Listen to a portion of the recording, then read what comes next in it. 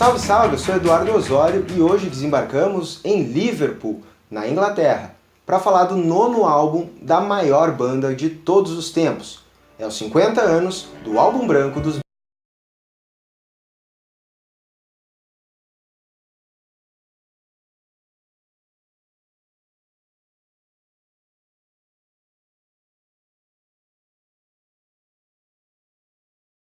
de estrada e chegavam ao nono álbum de estúdio, o único duplo da carreira. John Lennon, Paul McCartney, George Harrison e Ringo Starr já eram os Fab Four quando lançaram esse conjunto de 30 canções. Mas eles passavam já por um período de atrito na banda, rumando já para o que seria o final desse fabuloso quarteto.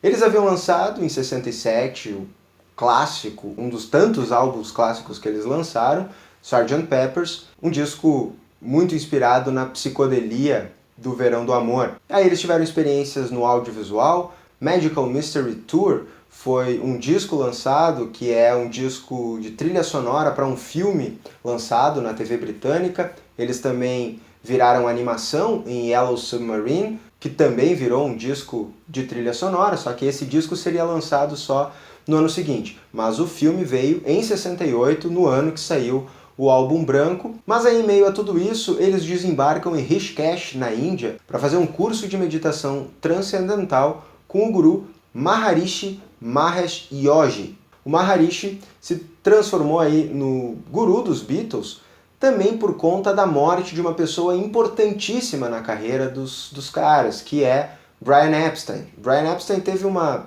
morte precoce, aos 32 anos de idade, e ele era o grande empresário da banda que lidava com toda aquela questão não musical que envolve uma banda do tamanho dos Beatles. Quando eles ficaram sabendo da morte do Epstein, eles meio que ficaram perdidos e acabaram se virando, então, para o guru indiano também para receber alguma orientação. Dentro desse curso de meditação lá na Índia, que eles ficaram um bom tempo por lá, eles compuseram muitas canções que integraram o álbum branco, mas eles também rompem com o guru depois de acusações de assédio por parte do guru contra a Mia Farrow, que também fazia o curso, junto com sua irmã Prudence, que é tema de uma das canções do álbum. Essas acusações fizeram com que toda a banda saísse de lá, fosse embora da Índia. O Ringo foi o primeiro a ir embora, mas ele já tinha ido embora antes dessas acusações. Depois o Paul e o John Lennon vai embora. O George acaba indo também, mas George Harrison defendeu o guru, dizendo que essas acusações eram falsas e não tinha nenhum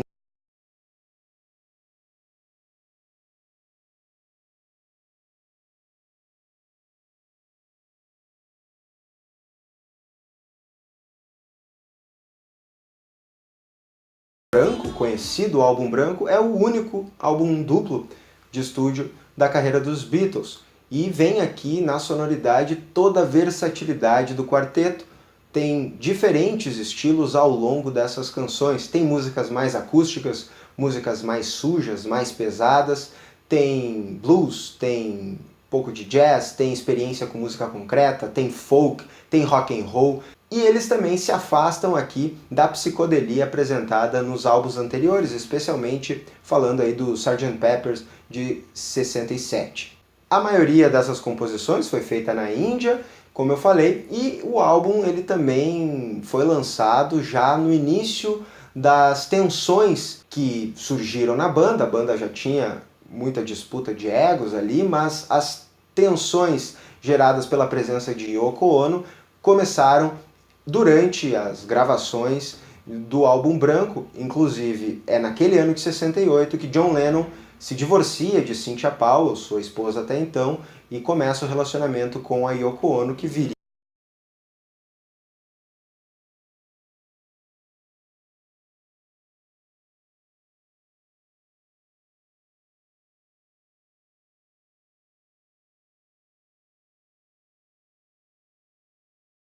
ao todo. O Ringo assina uma delas.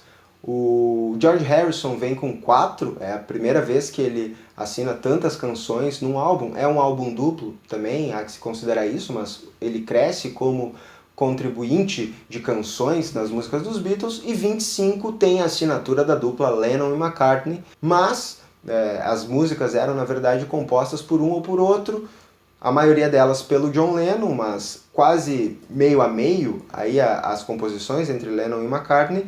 Segundo o próprio Paul, Birthday é uma que foi, essa sim, composta, digamos, em conjunto, numa parceria entre ambos. As músicas tendo sido compostas durante o curso de meditação, elas foram muitas delas compostas no violão, então tem muita música acústica aqui. E além disso, há canções em que só uma parte da banda gravou. A banda não gravou todas as músicas como um todo, o quarteto, além dos músicos convidados, gravaram. Tem músicas que o Paul não participa, tem músicas que o John Lennon não participa. O álbum apresenta diferença de estilos e toda a versatilidade dos Beatles, esse afastamento da psicodelia, mas essa variedade de estilos não vem numa mesma canção, como os Beatles vinham fazendo e faziam, de fundir elementos diferentes em uma única canção. Aqui não, cada música tem um estilo mais fechado, mais próprio, e essa versatilidade aparece entre as faixas.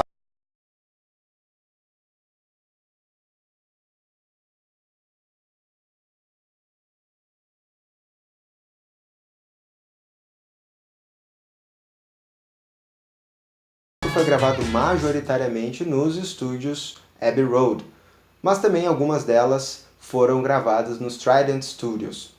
Claro, a produção é do quinto Beatle, George Martin, que também assina os arranjos e toca alguns instrumentos ao longo do álbum. As gravações ocorreram entre o final de maio e meados de outubro, e eles tinham ali tempo ilimitado para gravar, o que acabou trazendo uma nova forma de gravar essas músicas. Ao invés deles ensaiarem as canções e, enfim, ir para o estúdio realmente para gravar, acabaram fazendo muitas jams e experimentando novas formas de gravação. Tem muitos instrumentos ao longo do disco, são vários os instrumentos utilizados. E além dos instrumentos, também muitos efeitos sonoros. Aí esses efeitos aparecem ao longo do disco, mas com destaque para Revolution Number 9, que é aí o experimentalismo ou a experimentação da banda com a música concreta, que foi criticada por alguns na época também. Tinha a presença da Yoko Ono no estúdio, que divide os vocais em uma das faixas, faz backing vocals também, mas Maureen Stark, mulher do Ringo Starr, e Patty Harrison, a mulher do George Harrison, também fazem algumas participações aqui. Tem músicos convidados também. Mal Evans, que era hold da banda, o jazzista Jack Fallon também faz a sua participação, e Eric Clapton. Eric Clapton foi chamado pelo amigo George Harrison para tocar em While My Guitar Gently Weeps. Essa música é de composição do George Harrison. O Clapton não queria tocar, afinal de contas, o que eu vou fazer num álbum dos Beatles? Mas o George disse, não, essa música é minha, pode vir, pode tocar, que sou eu que estou te chamando. Ele que era amigo pessoal, né, do George Harrison, o Clapton. Inclusive, aí uma nota curiosa, alguns anos depois, o Clapton se casaria com a Patty Harrison, que se tornaria Patty Clapton depois de se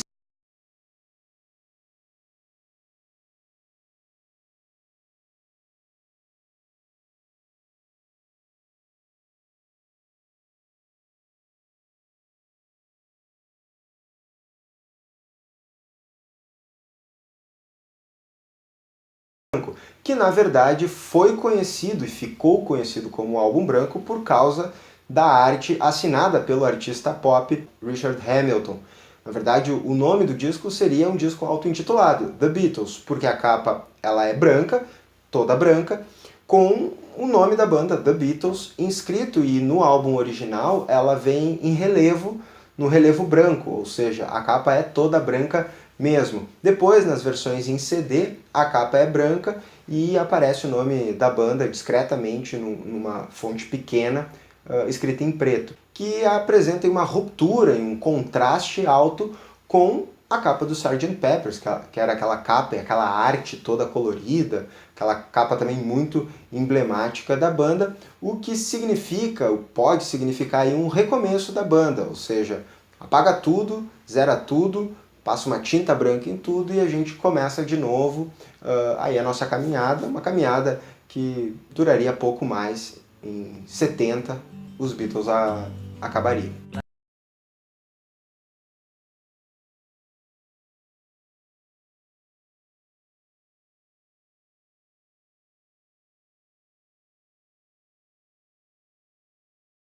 Branco foi lançado em 22 de novembro de 1968. Esse álbum branco dos Beatles saiu pela Apple Records e é o primeiro disco dos Beatles a sair por esse selo, que foi um selo criado pelos Beatles naquele ano mesmo, e também é o último álbum, além de ser o único duplo, é o último álbum lançado em duas versões, mono e estéreo. Também houve divergências sobre a necessidade de se lançar um álbum duplo. O próprio George Martin fala em algumas entrevistas que algumas músicas ele colocou ali só porque era um disco duplo e daí teria que colocar para, enfim, preencher espaço. Agora saiu no início de novembro uma edição comemorativa aos 50 anos do álbum branco, com várias faixas bônus. Também saiu um disco em Blu-ray. São vários discos nessa versão especial de aniversário do álbum branco. Depois de lançado, foi direto para o topo das paradas e é o disco dos Beatles que vendeu mais rapidamente. Pela crítica também recebeu elogios. É o álbum mais elogiado daquele ano de 68, mas ainda assim recebeu algumas críticas negativas, falando, por exemplo, da pretensão dos Beatles em algumas faixas, como Revolution No. 9. Teve gente que achou o álbum muito longo,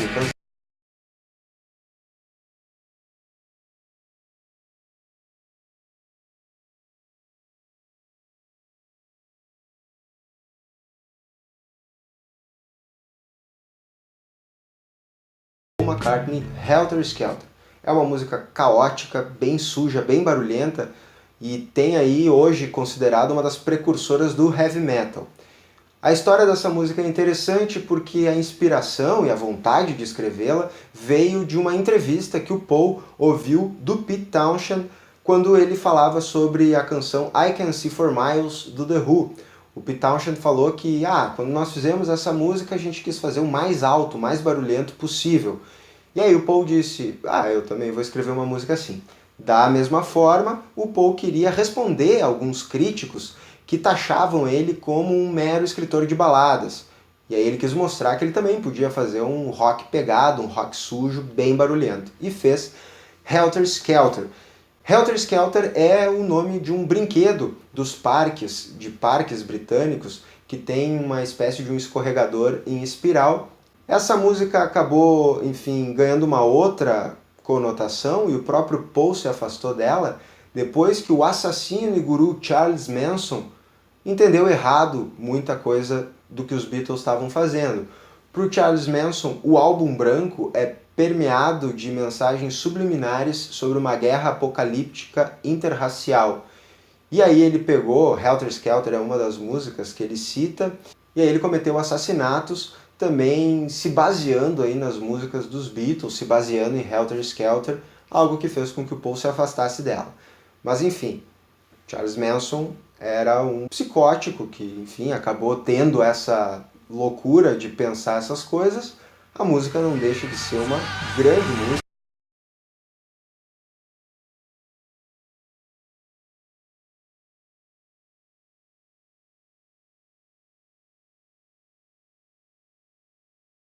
Bom, gente, hoje o assunto foi os 50 anos do álbum branco de ninguém menos que os Beatles, essa que é a maior banda de rock de todos os tempos e é o disco mais aclamado pela crítica daqueles lançados em 1968, o único duplo do quarteto de Liverpool.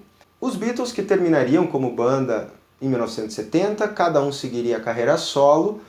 John Lennon foi assassinado em 1980, George Harrison morreu já nos anos 2000, Ringo Starr e Paul McCartney continuam na ativa, lançando álbuns novos. Ringo lançou um disco recente no ano passado e Paul McCartney tem o seu mais recente trabalho lançado em 2018. Se tu quiser saber mais informações sobre os Beatles, álbum branco, carreira do Paul, do Ringo, tá na descrição do vídeo. E se tu quiser ouvir o álbum branco na íntegra, o link também tá lá para tu poder curtir essas 30 músicas, tá certo? Até mais!